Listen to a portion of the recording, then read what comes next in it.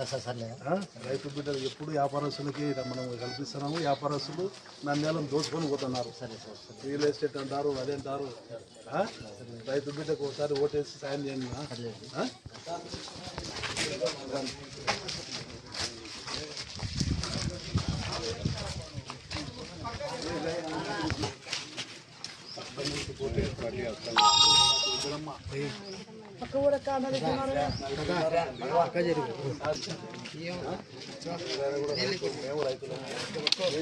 రైతు బిడ్డకు ఒకసారి ఓటు రైతులకు ఓటేస్తేనే అసలైన ఓటు. మనమంతా వ్యాపారస్తులకు వేసి నష్టపోయినాం. వాళ్ళు పలకరు, వాళ్ళకు నీళ్ళు అంటే తెలుసు, రైతు కష్టం అంటే తెలుసు, రైతు ఎంత ఇబ్బంది పడేది తెలుసు. నేను రైతు బిడ్డను, నేను వ్యవసాయం చేసిన నాకు అన్నీ తెలుసు. ఒక అవకాశం కలిగింది తల్లి నాకు. మాది పక్క ఊరు భీమవరమే. ఏంటంలో అష్టమూర్తి ఓటీ తల్లి, కాంగ్రెస్ పార్టీ పక్క ఊరే తల్లి. నాకు భీమవరము సాయం చేయండి.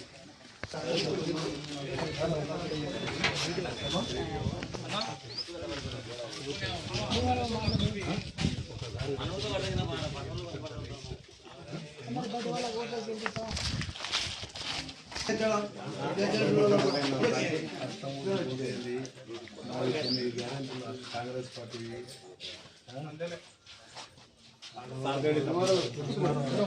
8,330 రూపాయలు మహిళలకు, ఇల్లు కట్టుకుంటే 5 లక్షల రూపాయలు పాత ఇల్లు తీసేసి, రైతులకు 50% బైబ్యాక్, ఆ నుంచి వచ్చేసి వృద్ధులకు 4,000 రూపాయల పెన్షను, ఎన్నో మంచి మంచి గ్యారెంటీలు ఉన్నాయి. కాంగ్రెస్ పార్టీ సిలిండర్లు ఇస్తారు. నేను కూడా ప్రత్యేక హోదా 10 సంవత్సరాలు, అది ముఖ్యంగా మనం గమనించాల్సింది. నేను కూడా రైతు బిడ్డను, నాకు ఒకసారి అవకాశం కలిగింది. రైతు కష్టం తెలిసిన వస్తామా కాంగ్రెస్. మా 9 గ్యారెంటీలు కాంగ్రెస్ పార్టీ. ప్రత్యేక హోదా వస్తే ట్యాక్స్ పోయి సిలిండర్ 600, గ్యాస్ సిలిండర్ కూడా 600 వస్తుంది. కాంగ్రెస్ పార్టీ ఇదే సార్. మేము ప్రధానంలో ఉన్నాము, లేము. నేను రేపు వస్తాను. కాంగ్రెస్ పార్టీ నుంచి ఎమ్మెల్యే నిలబడుతున్నాను. నంద్యాలకు అష్టమూర్తికి ఓటేసి గెలిపోయిందమ్మా. ఒకసారి రైతు బిడ్డను గెలిపోయింది. ఎప్పుడు మనం నంద్యాల వ్యాపారస్తులకు వేసి వ్యాపారస్తులు మనం దోచుకొని పోతున్నారు. రైతు బిడ్డకు అవకాశం కలిపింది. ఒకసారి మేము ఉండేది కూడా భీమవరం, ఒక అవకాశం కలిపింది తల్లి.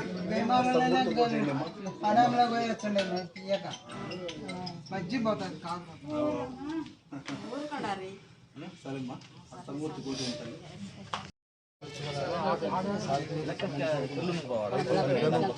నేను రైతు బిడ్డ అవకాశం ఇవ్వండి తల్లి.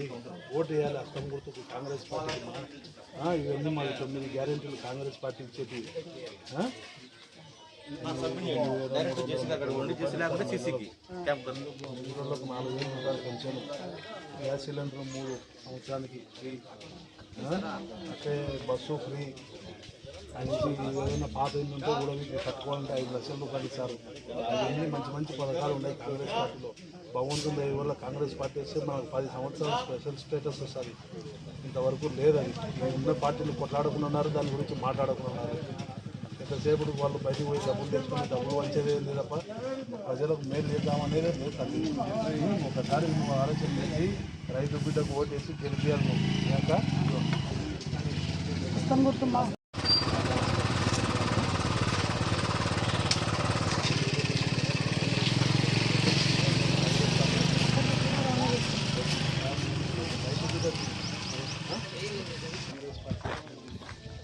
పక్కన భీమవరం గ్రామం ఉన్నారు. నాకు ఒక అవకాశం కలిగేదన్నా కాంగ్రెస్ పార్టీ ఓటేసి రైతు ఓటేసి గెలిపించినట్టయితే అవకాశం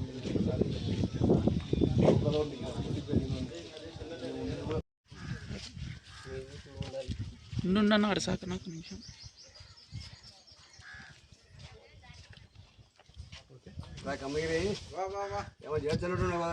నన్ను మాట్లాడాలి.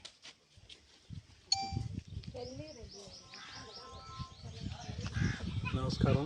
ఈరోజు మా మొదటి రోజు డోర్ టు డోర్ క్యాంపెయినింగ్ మొదలైంది కాంగ్రెస్ పార్టీ తరఫున. ఈరోజు మేము భీమవరం నుంచి మొదలుపెట్టాము, మా స్వగ్రామం నుంచి. అక్కడ కంప్లీట్ చేసుకొని కొత్తపల్లికి రావడం జరిగింది, మా పక్క విలేజ్.